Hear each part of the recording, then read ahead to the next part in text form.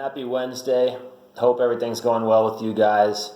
It's Super Bowl week, as you know, but today I wanted to get started by just paying a little bit of a tribute, homage, whatever you want to call it, saying a few words about the tragic death of Kobe and one of his daughters. I mean, I'm 32 years old. Anybody around my age who was sort of like coming of age in high school or college or what have you during the Kobe era, it's like it's hard to describe how big of an icon this guy was, is, always will be.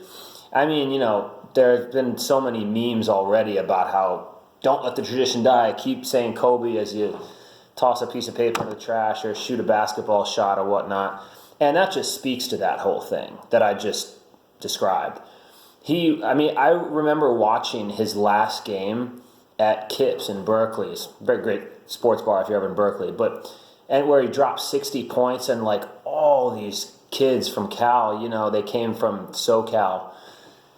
They were all just going nuts. But really everybody was. Because it's like, yeah, I rooted against Kobe a lot. Just like people root against Tom Brady and the Patriots and the Yankees. And, you root against greatness sometimes. Because it's like, you wish it were your team, right?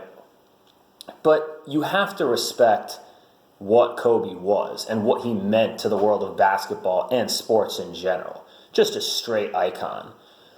So, yeah, I would have no problem if they changed the NBA logo to Kobe. It's Jerry West right now. But, that's probably not going to happen, but I would have no problem. I would actually want it to happen. I'll go ahead and say that. I want it to happen. With that being said, Super Bowl picks. I saw one that I want to bring to you guys' attention. It was on the prop sheet. Now, last week I looked at the prop sheet, and they didn't yet have the over-under on yards. There's probably some interesting ones on there. But what I wanted to direct you guys' attention to was George Kittle for MVP. It's 15-1, plus 1,500. And George Kittle, he hasn't put up crazy numbers in the playoffs. We know he's capable of doing it, but he hasn't done it in the playoffs yet. But he's done an incredible job blocking. And I think, obviously, the Niners would have to win for that to happen. But Jimmy Garoppolo is 3-1, and Jimmy Garoppolo's been less than spectacular this postseason because he hasn't had to be. They've relied on Mostert and however you pronounce his name, and the run game and their defense for a lot of their success. Now, that's not to knock Jimmy Garoppolo, but I think 15-1 on Kittle is much better value than Garoppolo 3-1 because quarterbacks don't always win it. You'll remember last year Julian Edelman won it with 144 yards, and I don't even think he had a touchdown. So I think 15-1 is great value. If the Niners win, if Kittle catches a touchdown, and if he does a great job blocking, which we know he probably will, that could very well result in an MVP. You guys remember I did the video. So that's my value pick for props on the Super Bowl. You guys will remember I told you that 3-1 on the Niners winning was pretty good, right?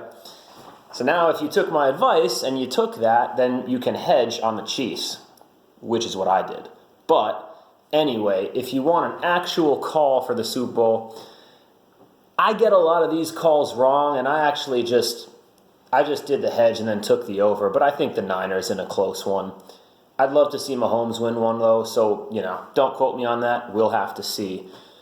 But I hope you guys are having a great week, and I hope you enjoy the Super Bowl and watch it with family, friends, and just do whatever you do. All right? Have a great rest of your week. Enjoy the game. Peace.